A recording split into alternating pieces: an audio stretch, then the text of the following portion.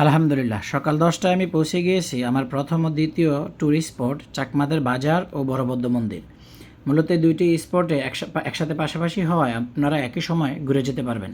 আদিবাসী এই বাজারে আসলে দেখা মিলে পাহাড়িদের টকটকে মিষ্টি রসালো আনারস, ডাব, আরও দেখতে পাবেন পাহাড়িদের নিজ হাতে বোনা চাদর, শাল ও ভিন্নধর্মী চাকমাদের এই পোশাকগুলো, এবং অনেক সুন্দর তাদের নিজ হাতে বোনা নকশা করা এই ব্যাগগুলো। চাইলে আপনার এই ব্যাগগুলো এখান থেকে কিনেও নিয়ে যেতে পারেন। গাইজ, অনেক সুন্দর এই ব্যাগগুলো।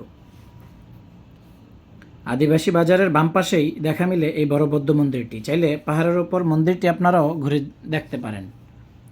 গাইজ, আদিবাসী বাজার এবং বৌদ্ধ মন্দির শেষে আমরা চলে যাচ্ছি আমাদের সেই কাঙ্ক্ষিত তৃতীয় স্পট আদিবাসী গ্রাম দেখার জন্য। এবং আদিবাসী গ্রাম দেখা শেষে আমাদের সেই ফাইনাল ডেস্টিনেশন আমরা শুভলং ঝর্ণাতে দেখতে যাব। আমাদের সাথেই থাকুন। ধন্যবাদ। ভিডিওটি ভালো লাগলে শেয়ার করুন। আসসালাম।